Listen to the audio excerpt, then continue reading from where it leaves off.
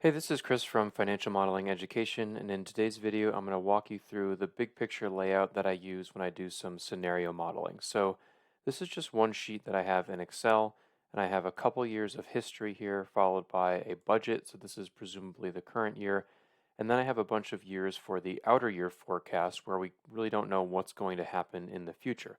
And so oftentimes when you want to get some variability in these figures, you will use a scenario. And so the way I typically do that is I will create some kind of drop-down list over here that I call the case. And so this is a thing that I can click on, and it has base, upside, and downside. And the way I build this list is through data validation. So you can press Alt-A, V.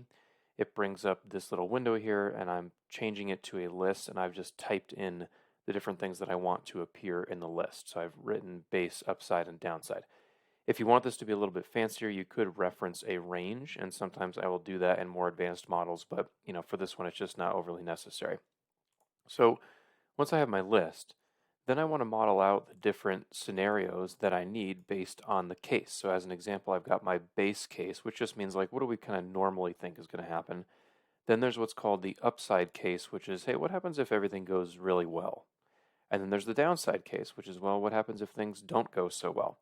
And we need a quick way to toggle that into our forecast. And so what I have out here are the different percentages, and these are going to link to my scenarios. And so I'm making it clear over here that the method I'm using, this note basically tells me what is this scenario driving. So in this one, for this revenue row, we're saying it's year over year growth. And so that's what this scenario is going to change. And so this purple font here basically says, take a look at this list.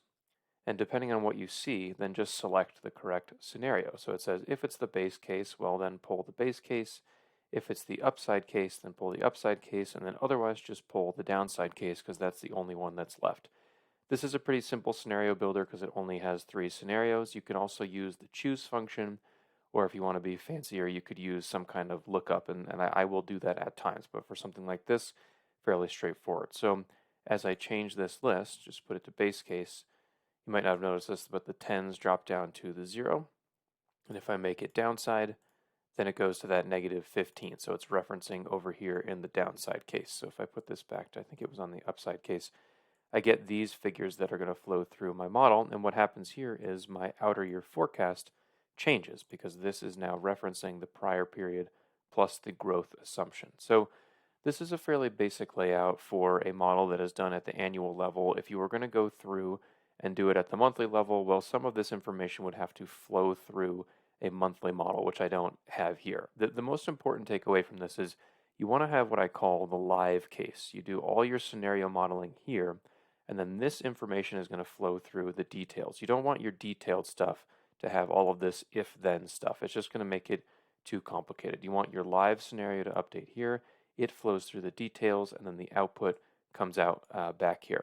So same idea, just going down this P&L. This would be a percent of sales for the cost of goods. And then we have year-over-year growth for a lot of the OPEX. For the CAPEX and depreciation, as well as the debt schedule, I usually just let those run on their own. So they're going to be driven by a separate schedule, and that's going to flow to the output here. So directionally, that's how you can do it. You can build these lists, upside, downside, and base, and then have different toggles for those scenarios, again, flowing them through your model. If you're getting much more detailed, like different headcount spend and hiring and that sort of thing, you do just have to build those scenarios at the headcount level so you can toggle certain people on and off. This is definitely more directional for like big picture strategic discussion, looking at the outer years. I wouldn't recommend it necessarily for like super detailed modeling, but that's how you do it big picture. You kind of make a list here.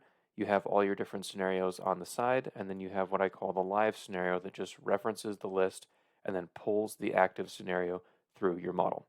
So thanks so much for watching. That's it for this video. I will see you in the next one.